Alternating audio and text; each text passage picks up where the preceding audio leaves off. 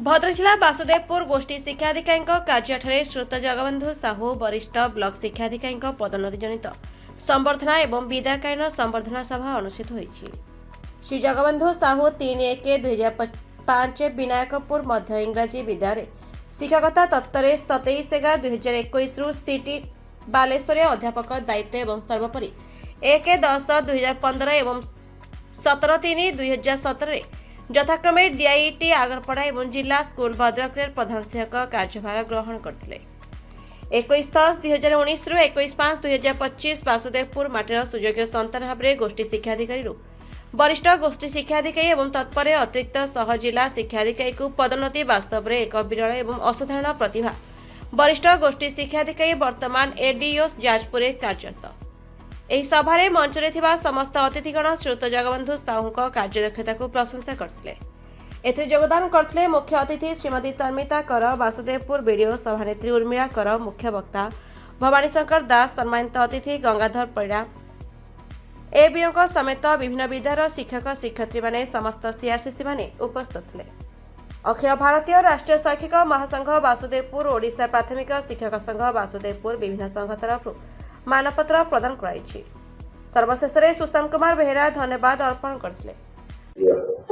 विदायकालीन संबर्धना सभा अनुष्ठित होईछि कोन कहबे जगबंधु साहब मु श्री सुदर्शन मिश्र एक्स कैडर संघर संपादक अटे। आज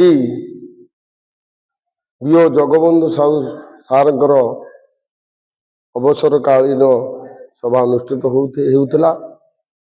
से जड़े दक्ष ऑफिसर थिले वासुदेवपुर बहुत शिक्षक मानकर उपकार करिवार सबले चेष्टित थिले। आज से जाजपुर को एडीओ होइके जाइचंती। तेणु मु एतिकी कामना करुची तांकर उत्तरोत्तर उन्नति हेउ एवं से सर्वदा भल रखु। जय जगन्नाथ। जना जाउछ समर्थन दियाउछ कोन कहबे सर? निश्चित गोटे गौरवर कथा प्रथा परंपरा बजाय रहू। दीर्घ 5 वर्ष 7 मास मु वासुदेवपुर ब्लॉक रे गोष्ठी शिक्षाधिकारी भाव में कार्य करिछि एवं एही परिप्रेक्षी रे जो शिक्षक शिक्षयित्री संगठन रो कर्मकर्ता एवं आम कार्यालय समस्त एबीओ समस्त कर्मचारी समस्तंकर भल पाइबा या द्वारा प्रतिफलित होउछि। एटा गोटे विधिर विधान पड़ी एटा गोटे प्रथा परंपरा को सम्मान देला भली कथा करा जाइछि एवं निश्चित भाव में जड़े जिते गोटे स्थान में कार्य करुँच एवं दीर्घ दिन काम कलापर से जिते आउ गोटे जगह को स्थानांतरित होती जो एटा तो विदाय कहबन एटा संभावनार उत्सव कहबी कारण यही फेयरवेल जो विदाय माध्यम से भल पाइबा एवं से जो आंतरिकता अच्छी बोली द्वारा प्रतिफलित होता है समस्त भल पाइबा या द्वारा ही प्रतिफलित हो जाए गौरवर कथा। भद्रक जिलार शेख सेहत कादिन report the republic Odisha 24 news.